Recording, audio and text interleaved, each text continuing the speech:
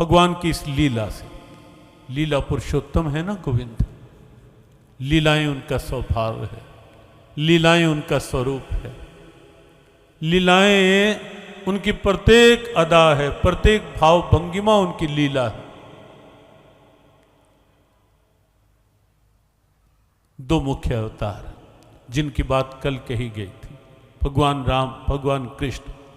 एक अवतार भगवान राम का मर्यादा पुरुषोत्तम अवतार कहा गया है, और एक अवतार भगवान कृष्ण का वो लीला पुरुषोत्तम अवतार है।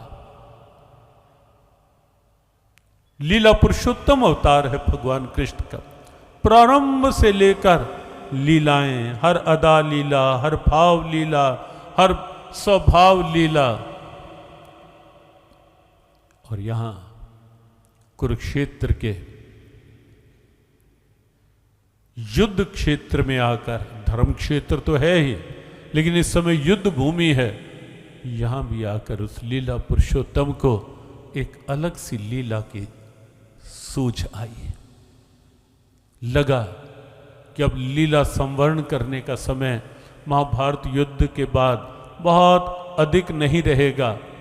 इससे पहले कि इस शरीर के द्वारा जो अवतार के रूप में यहां आया हूं, लीला संवरण हो, कोई ऐसी लीला विश्व के सामने, कोई ऐसी एक लोकोपकारी लीला प्रस्तुत की जाए जो युग युगांत की अमर प्रेरणा बन जाए।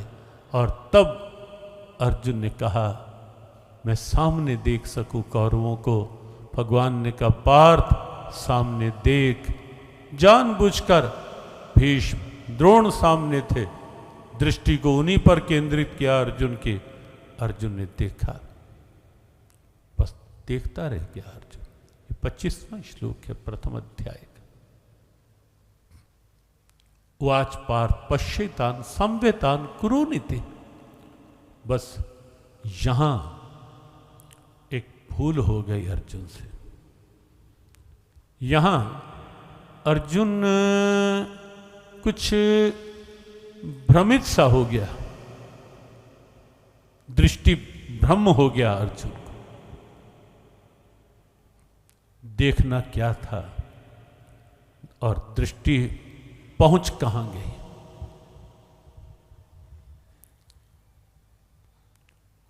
भगवान पास है, भगवान कृष्ण सारथी बनकर बैठे हैं, बिल्कुल निकट। लेकिन अत्र की अपेक्षा अगला श्लोक गीता में कहते हैं, फिर दृष्टि की बात है वहां।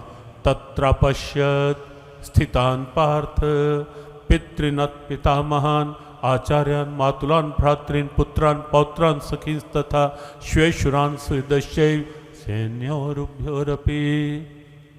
तत्र अर्जुन की दृष्टि वहां चली गई और अर्जुन ने वहां देखा पितामह गुरु द्रोणाचार्य, और इतना ही नहीं, सब रिश्तेदार स्वजन परिजन सब एक एक करके दृष्टि घूम गई। और अर्जुन का मन उन सब को देखते ही तान समीक्ष, कई बार ये दृष्टि का शब्द आप पाए, तान समीक्ष सकौन्ते सर्वान बंधन अवस्थितान कृपया पर्यविष्टम विषदंतम इदम वचा। यहाँ से अर्जुन के शोक मोह और धीरे धीरे विषाद की शुरुआत हुई। मोह उत्पन्न हो गया। क्यों? क्योंकि दृष्टि परमात्मा पर नहीं रही, कृष्ण पर नहीं रही, दृष्टि सामने चली गई, यहाँ तहाँ वहाँ।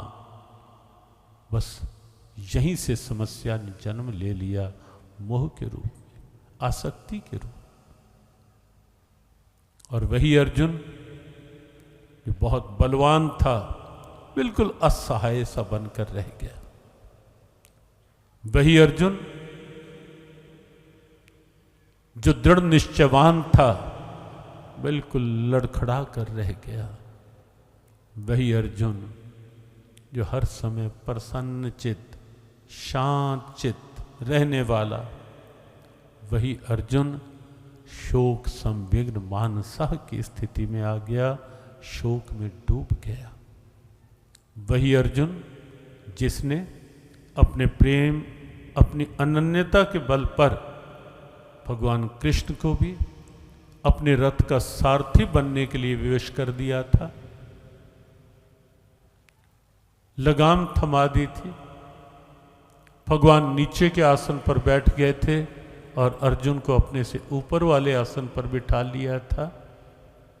रथ की स्थिति आप जानते हैं, सारथी का आसन नीचे होता है, रथी का आसन ऊपर होता है।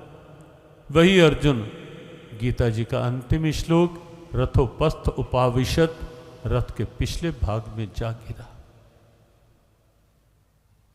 बिल्कुल एक व्यावहारिक सत्य लिए हुए ये सोच गीता की कि जब भी कोई वृत्ति हावी होती है,